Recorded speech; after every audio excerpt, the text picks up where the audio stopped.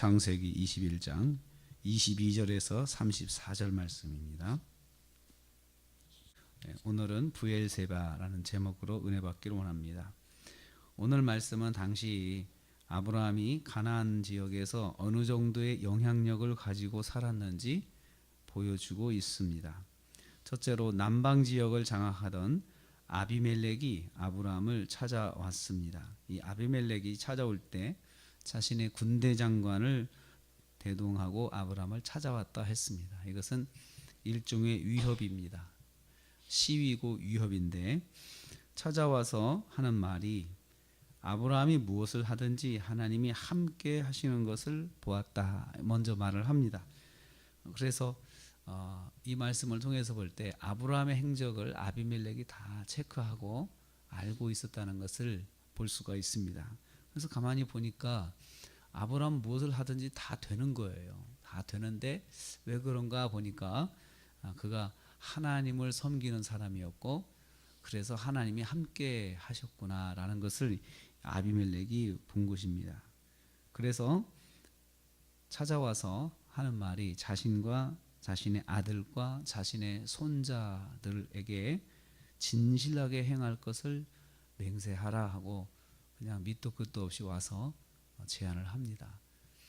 그러니까 이것은 뭐냐면 악을 행하지 않는다, 진실하게 행한다는 것은 앞으로 나쁜 일을 하지 말고 하나님의 힘에 힘입어서 네가 전쟁을 한다든지 우리를 해롭게 한다든지 이런 일은 절대로 하지 말고 좋은 일만 하며 살겠다라고 약속을 해달라. 이렇게 일종의 그 시위도 하면서 안전 보장에 대한 그런 약속을 받으려고 하는 것입니다. 그리고는 하는 말이 하나님을 가리켜 맹세하라 그랬습니다. 하나님을 가리켜. 네가 네 이름으로 네 힘으로 하지 말고 하나님을 가리키면 너가 믿는 하나님을 가리켜 맹세하면 네가 절대로 약속을 어기지 않을 것이다라고 하는 그러한 안전한 그 생각을 하게 된 거죠.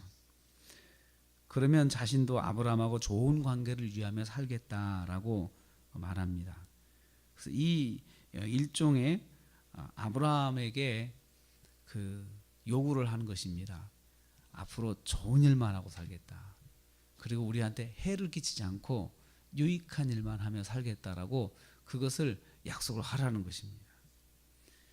하나님의 힘으로 자기들을 해할 수도 있을 것이라는 두려움. 만약에 하나님께 아브라함이 요청을 하면 우리에게도 해를 끼칠 수가 있겠구나. 우리가 위험을 당할 수도 있겠구나라고 하는 그런 두려움을 표출한 것입니다. 하나님이 함께 하시는 역사를 보고 자신들의 존재의 두려움을 느끼게 된 것입니다. 하나님이 함께하는 것을 사람들이 보고 두려움을 느꼈던 것입니다. 우리도 믿음 생활하면서 우리가 하나님이 함께 하시는 것들을 보여주면 사람들은 우리를 보면서 두려움을 느낄 수 있다는 것을 알 수가 있습니다. 두 번째로 아브라함이 아비멜렉과 언약을 세웁니다. 24절에 31절까지 좀 긴 내용입니다. 아브라함은 당당하게 아비멜렉하고 언약을 세웠습니다. 그러나 한 가지, 그동안 아비멜렉의 종들이 아브라함에게 행했던 만행에 대해서 사과를 받습니다. 그것은 바로 우물을 빼앗은 것입니다. 우물을 팔 때마다 텃세를 부린 거죠. 여기 우리 땅이니까 또 우리 땅이니까 우리 거다. 자기들은 우물을 팔 능력이 없으면서 아브라함이 우물을 파기만 하면 소유권을 주장한 거죠. 여기는 우리 땅이다. 너는 외지에서 왔으니까 소유권이 없다. 그러면서 오히려 아브라함을 쫓아내는 것입니다. 아브라함은 이런 일을 계속 당하고 사는 거죠. 왜냐하면 자신들이 외지에서 왔기 때문에 그렇게 말하면 할 말이 없었던 거죠. 거기에 대해서 사과를 요구합니다.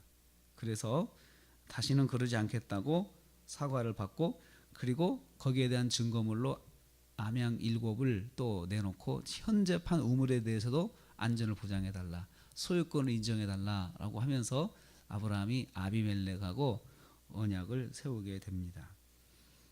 그래서 그곳을 언약 세운 것을 브엘세바라고 불렀습니다. 그래서 이스라엘 백성의 땅을 이야기할 때 가나안 땅의 국경을 남과 북의 국경을 이야기할 때 단에서 브엘세바라고 하는 말을 씁니다. 우리나라로 말하면 백두에서 한라까지 다는 백두산 같은 우리가 북쪽의 북방을 말하고 브엘세바는 남방 우리의 뭐 마라도 같은 제주도나 마라도 같은 데를 그 이스라엘은 브엘세바라고 부릅니다. 그래서 그 브엘세바가 존재하게 된 이름이 불려지게 된 그 계기가 바로 아브라함이 아비멜렉하고 그 안전에 대한 보장을 언약한 것이 브엘세바입니다. 그래서 브엘세바에는 우물이 있고 그리고 이 브엘세바라고 이름의 그 뜻은 맹세의 우물이란 뜻입니다. 그래서 여기서 맹세했다라는 의미에서 브엘세바라고 했습니다.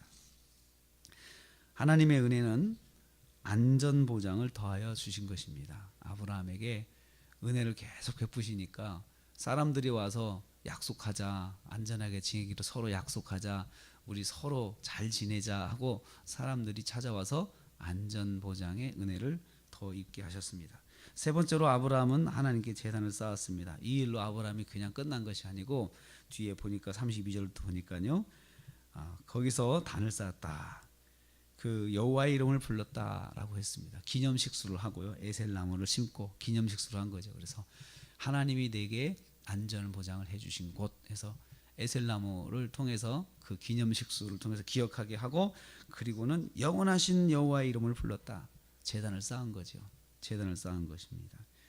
그래서 감사의 제단입니다. 하나님께서 이제는 가나안 땅에서 영원한 안전을 위한 장치를 해주셨구나 하고 그것을 그냥 지나치지 않고 제단을 쌓아서 하나님께 감사를 드렸습니다.